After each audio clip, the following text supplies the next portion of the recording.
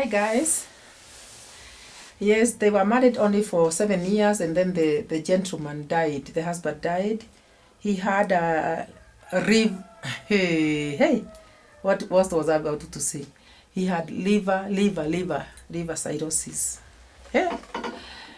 He had liver cirrhosis, and he died 7 years into their marriage. They only had 2 kids, and the first child was just getting into a nursery school. And guys, this man just gets very yellow eyes. Eyes used to be very yellow. And okay, he was drinking a lot. His eyes were very yellow. And he used to look so lethargic, and could doze during working hours, and then was taken to hospital and died. Do you know where he died, guys? In a foreign country. He was flown out of the country. He was taken to the UK, and that's where he died, guys. Wait, I'm telling you guys, you are only 26, married, living a very good life, and now here the gentleman has died. You are left with 2 kids. And let me tell you guys, this family was a very well-up family. You may think it is luck that the lady was married in that well-up family, because actually there's no way the children would have suffered. No, they would never have suffered, because this was their company. The son who died is the son of the owner of the company, and the lady, okay, that particular time when they were getting married, the lady was working, but now, having been married in this well-to-do family, she stopped working and started raising a family. And of course, the drivers would go and take them to the hospital whenever there is an appointment, and the children would, the bigger child would be picked and dropped in school, and the lady would call the office asking the secretary to reserve appointments for her hairdo in the salon, and the secretary would be advised to remind the lady of her appointments when the day comes close, because you need to remind her that she has a hairdo to go to tomorrow at 11. That was the secretary's job. And now, here the son dies, or the husband dies. The husband dies, and this lady is 26 with 2 children, married in a very good family, in a very well-to-do family. Financially, there was no issue. And now, tell me, from now on, guys, have you subscribed to this channel? Please subscribe, and then we see you as we continue discussing this video and this topic. And guys, now let me tell you, there is nothing that can equal to your husband or your partner. Nothing. Even if you are given the whole world, that it becomes yours, you will not be happy when your partner is not there. You need your partner besides you. You need to face life together. And this lady now spoke about lonely nights and very scaring bedroom. A very scaring bedroom, guys. It is not something that somebody goes talking about immediately after the burial, but thereafter, during the burial and before the burial, and before the burial, there are so many guests, there's many visitors, mourners in the compound, and they are there every day with you. They are patting your shoulder, they are telling you it's gonna be okay, and you are there crying, and them are there consoling you. And let me tell you guys, they will stay with you for all those days until the burial day. And on the burial day, you will bury, and people will people will go to their homes. People will go to their homes. And when they go to their homes, that evening will come. One or so relative may remain with you. One relative or 2, they may remain with you. But you know what? Eventually, the following day, they'll still go to their homes. They'll go to their homes, and you'll be left there with your children, with your 2 children, very small children, and you'll be left in that big home, 8-bedroomed house, alone. Alone. This is because your father-in-law is in his compound there, with his many vehicles there, and his dogs, and his wife, and his workers. You are in this segregated compound with a big mansion, with your dogs there, the workers are there, and then your car is there, and your husband's car is parked besides yours. But the second night, the last relative has left. And you are left in that compound, guys. Alone, alone, alone. But let me tell you, you don't even realize you are alone until 7 in the evening. 7 in the evening, the day after the burial day, is the when you realize that I'm alone. Because that day, you will enter that bed alone. The bed that you used to spend the night with your husband. You'll enter that bed alone and you will sleep. You're going to pick your daughter from that bed, and your smaller son from the other bed, and you come and put them in your big bed and you sleep with them there. But let me tell you that you'll not even get any sleep. It is very, very, very scary to even look at that bed. You look at that bed, that bedroom, once you approach the door like this, you feel very, very scared. Because you see that very neatly done bed there. Very neatly done bed, alone waiting for you to go and sleep in it.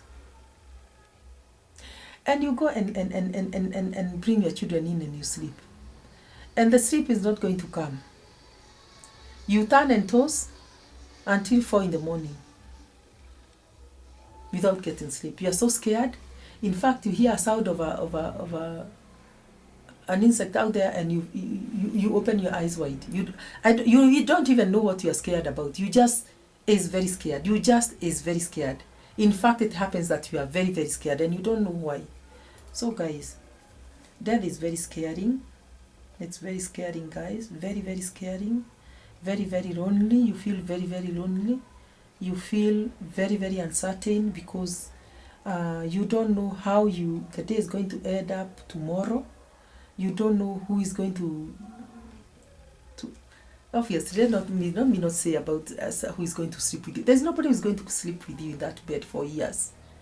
And maybe forever.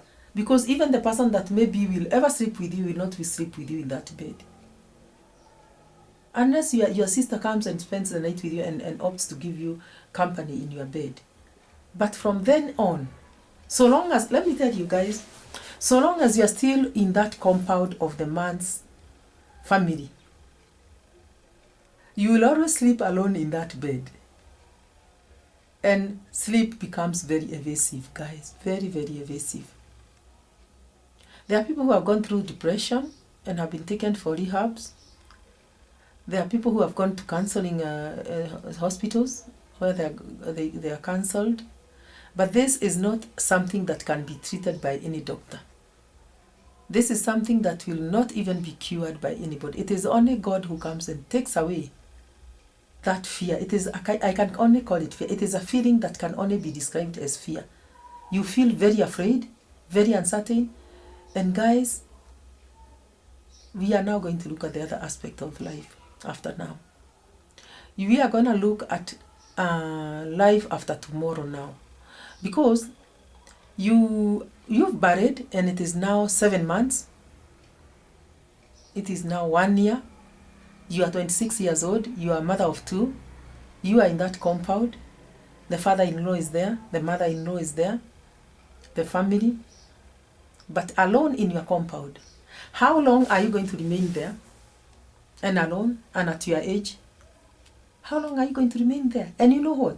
There is no way you can have an affair with a man even after you are through with mourning. There is no way you can have an affair with a man and that man comes near that compound, or even comes visiting you in that home. There is no way you can. Anyone, in fact, they keep watch to see if there is any man that is ever going to enter through that gate to come and visit you. So there is no way you'll ever be visited by a man such that you can have a relationship. And you know why I'm saying a relationship? Because you are human. You're only 26. Your husband has died. Are you going to remain single forever? Okay, I'm not saying that you're not going to remain single forever. You can, it is personal choice. You can choose to remain single. But this family will never be there for you, guys. You'll never be there for, they'll be there for you when it comes to needs. Any need you'll be taken care of, maybe. But now, this loneliness will have to kill you alone and forever. So how long is forever? How long is forever, guys?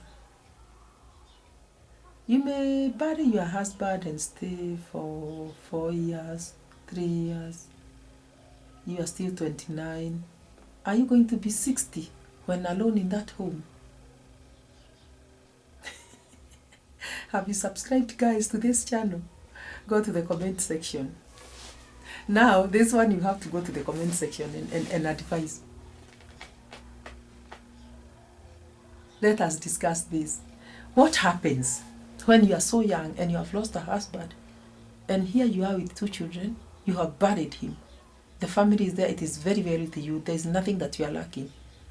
But there is nobody that ever is going to be in your life after today, unless you make a decision to exit that marriage. That not marriage now, because in fact the Bible says when one is dead, then you have the authority to remarry.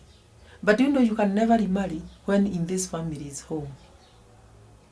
Because you can never marry that man and bring him to that compound. And yet, maybe there was property that was yours with your husband. In fact, the property that was yours, your husband's is yours. But you can never bring an outsider there, a man, into the compound and say, okay, I owned this, it is in this compound, so I can have my boyfriend with me in this house, or my late husband. There is no man that is also going to agree to enter into your late husband's home. So there you are, you have to make a choice.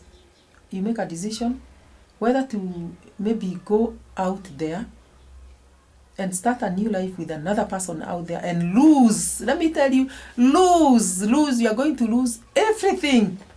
Everything from this other, your family. You are going to lose everything. The man's family. The minute you exit like this and you are going to meet another man, you have lost everything. Because they will not allow you to continue now taking their property out there to go and spend it with another. People are very mean. Nobody wears your shoe. If it were them, they would say, okay, how do they expect me to live alone forever? But in this case, there's nobody who is thinking of you that way. They're saying, oh, she's going there to befriend other men and then come and take our brother's vehicles and take them to go out with. Let me tell you guys, life becomes very, very difficult. Very, very difficult, and you have very difficult decisions to make when you are in this kind of a situation. And guys, pray that you never lose your partner, especially when young. But there's no time that until God, maybe you grow old together. May God give us numbers and years to live on this earth to see the goodness of the Lord in this land of the living. Please subscribe, guys. Bye-bye.